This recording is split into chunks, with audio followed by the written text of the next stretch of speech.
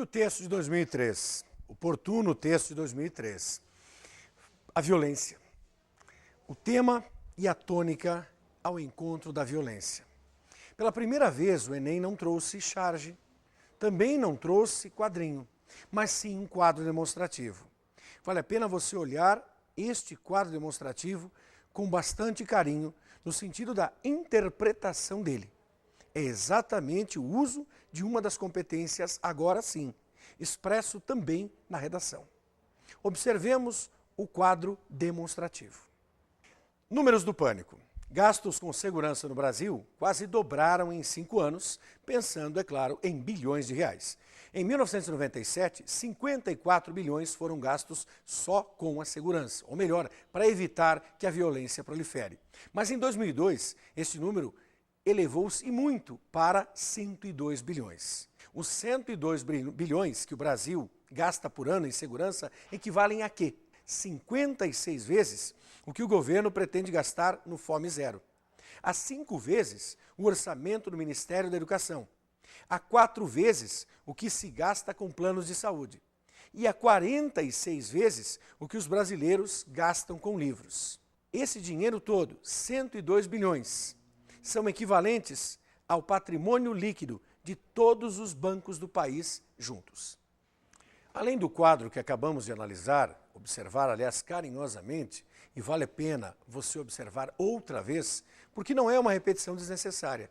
Pelo contrário, a minúcia da sua análise estará sendo revertida diretamente num bom texto. Mas além do quadro demonstrativo, há 3 textos de apoio. Os 3 textos, embora com diferentes visões, trazem uma tônica que é de conhecimento de todos nós. O Brasil é um país violento. Mas, sobretudo, um país violento que pode diminuir esta violência na medida em que, proporcionalmente, investir mais em educação. Há quase uma unanimidade nisto. Vejamos então a proposta. A proposta que deve seguir a análise do quadro demonstrativo e os 3 textos de apoio. Mais uma vez, é um texto do tipo dissertativo, argumentativo, tendo como mínimo 15 e um parâmetro máximo de 20 ou um pouquinho mais, só não se alongue exageradamente. Qual a temática a ser seguida? A temática é a violência na sociedade brasileira. Como mudar as regras desse jogo? Então temos a violência, que é evidente, que é notória. Como é possível mudar as regras desse jogo? Durante todos os anos, desde 98, e isso se estende a 2005, e fatalmente acontecerá na sua prova do dia 27, o Exame Nacional do Ensino Médio pede a você, candidato, que elabore uma proposta de ação social.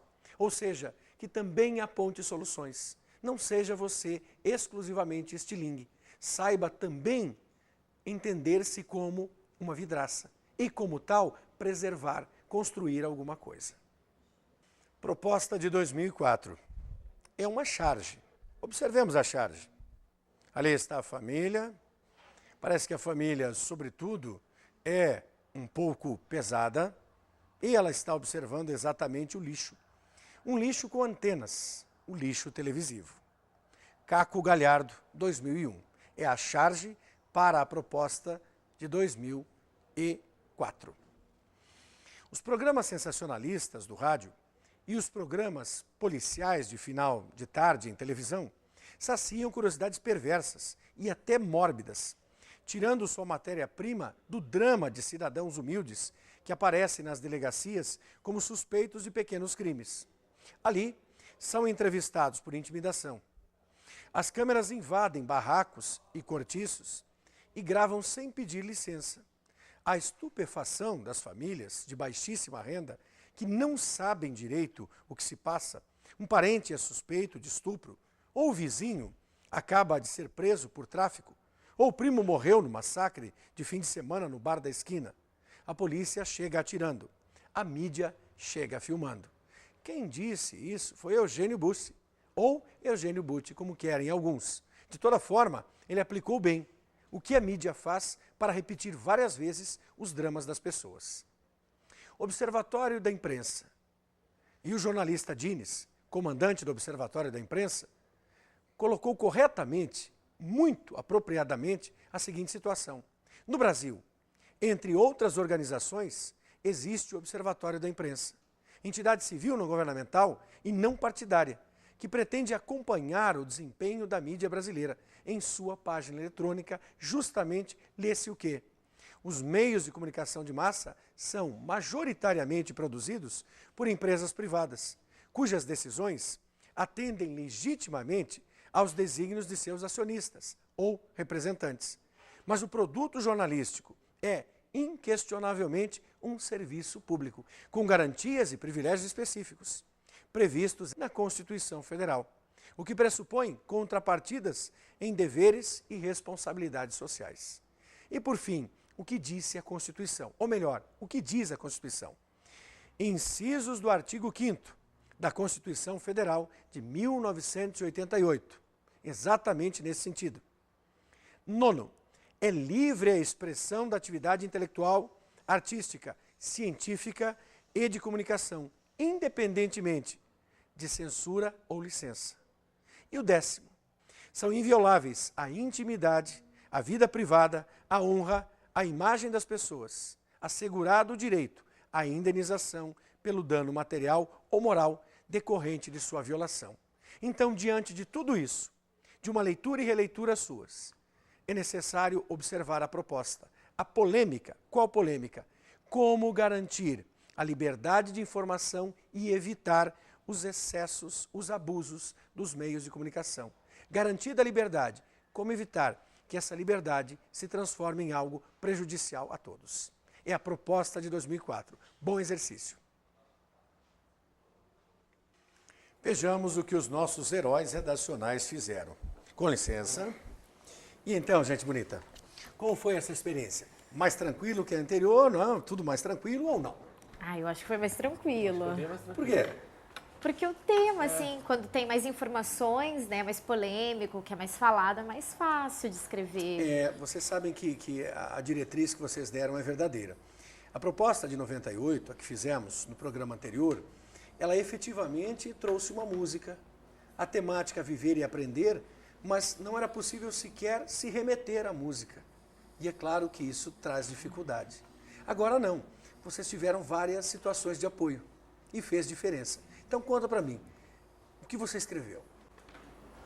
Eu demorei um pouco para entrar mais no ritmo do texto, mas eu escrevi bastante sobre essa maneira que o que falta é o respeito, sabe, do ser humano, por causa que eu acho que os animais não têm essa capacidade, de pensar, age por instinto, né? E eu penso que o ser humano é que tem que respeitar, que tem que se pôr no seu lugar e respeitar a natureza, e acho que é por aí. E você, no recheio do seu texto, no desenvolvimento, você fez algum comentário, usou algum exemplo relacionado ao que existe? Eu acho que eu fiz um exemplo assim que o governo, né, poderia dar mais ênfase do dinheiro para a mídia.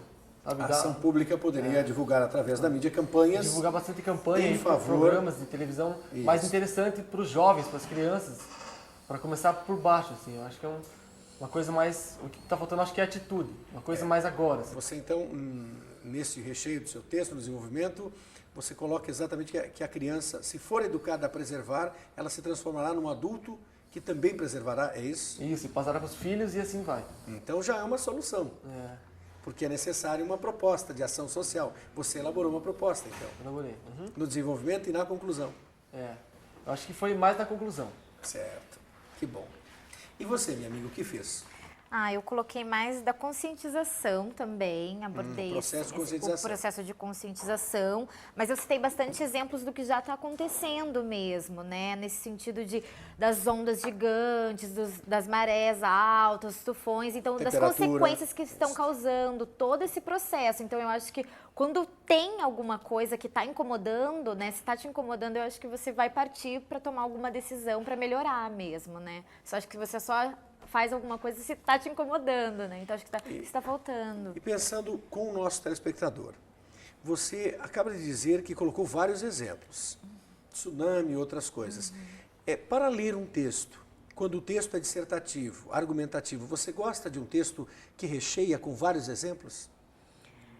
Eu gosto. Sim. Eu acho que deixa mais claro também, Perfeito. né? E evidencia sempre uma opinião, Isso. uma posição que é abalizada, que é sustentada, que é solidificada. É isso que se espera de um texto. Nós também, ao lermos um texto de vocês, de outros candidatos, queremos, sobretudo, que ele coloque no papel conhecimento, que demonstre que há conhecimento. Isso é muito oportuno. E como foi a sua conclusão? Então, daí eu concluí que tem que, apesar dessa conscientização da atitude mesmo, de haver uma mobilidade para que aconteça uma mudança mesmo social, né, de vida, para que a gente possa melhorar mesmo, né, porque senão quem vai sofrer as consequências somos nós mesmos, né. Exatamente. E a proposta de ação social vem nessa linha? Também vem nessa linha, Isso. Gostaram então desse segundo texto? Gostamos. Que bom. Qual é a expectativa para a prova do dia 27? A melhor possível?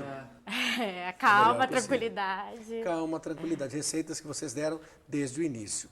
E para nós então fecharmos este programa de hoje, e agradecendo muito a vocês pela cessão do seu tempo, pelo seu carinho, abram por favor a proposta de 2005. Então, observando, trabalho infantil no Brasil. Olha só, por região, que interessante, números. Norte, Nordeste, Centro-Oeste, Sudeste, Sul, o trabalho das crianças no Brasil. Trabalho de crianças que deveriam estudar antes de imaginar qualquer atividade laborativa. Então, a você, nosso amigo, nossa amiga, que acompanhou estes 9 programas Eureka, que teve todo o trabalho e o carinho da TV Paulo Freire. É hora de você imaginar que na próxima semana, daqui a 2 semanas, a bem da verdade, você já estará se deparando com o quê? Com os nossos aulões de véspera, mas sobretudo com a sua prova. E uma das características da prova é fazer o bom texto, que trouxe em 2005 uma proposta, a proposta de se escrever sobre o trabalho infantil na realidade brasileira. Como evitar que as crianças, em vez de estudar, trabalhem. Para o nosso telespectador, uma rápida ideia. Como evitar que as crianças trabalhem e, em vez disso, estudem? Eu acho que é uma coisa que vem de casa, né? Com certeza é uma coisa que vem de casa. Mas e se a criança tem que trabalhar? O que ela faz? Eu acho que o que falta é uma ajuda do governo, né? Às Então, vezes, na os verdade, pais não você, têm culpa de não ter deposita no condições. governo uma ação que precisa ser feita em favor das famílias de baixa renda. Acho que no meu pensamento é o único jeito, né? Porque os pais com certeza não têm condições, né? E os programas sociais da atividade privada poderiam ajudar nisso também? Acho que também. Mas Sim. Por mais exemplo, difícil. agora, durante esta semana, tivemos a informação de que um grande banco teve um lucro, só no primeiro semestre, bem próximo a 3 bilhões de reais. Lucro líquido. Será que parte desse lucro líquido, sem ofender a questão do capital, não poderia ser revertida exatamente em função de uma obra social pela educação? Sim. É possível, né? 3 bilhões de lucro líquido no semestre, está bom para você? Nossa. Bom, né? Ajuda em alguma coisa. E você, minha amiga, como é que vê exatamente isso? Eu também acho que é uma questão de oportunidade mesmo e de uma estrutura de um país também, né? Porque daí vem salário mínimo, se todos tivessem condições básicas, né? Isso não aconteceria, As né? crianças não precisariam trabalhar. As crianças não precisariam trabalhar, se elas tivessem oportunidade também, às vezes, de conciliar um trabalho e um estudo junto também, se fosse o caso, né? Mas que não é o ideal, né? O ideal seria só estudar mesmo. Aí teria que mexer numa estrutura toda de governo, de presidência. É possível? É possível. É possível. É possível. Muito obrigado a vocês dois. Obrigada. Muito obrigado pela simpatia, pelo carinho. E torcemos por vocês, porque sabemos que no dia 27 vocês estarão sentados fazendo prova para valer. Aqui nós fizemos um bom exercício. Muito obrigado aos dois. Obrigado mesmo. Ao nosso telespectador amigo, vamos devolver a palavra ao chefe. Ele é quem manda. E, afinal de contas, professor Marlos, é com ele, eu sou só o reserva. Obrigado a todos vocês, amigos, que estiveram conosco nestes 9 programas especiais, fechando com redação e literatura. Acompanhe o desfecho do programa.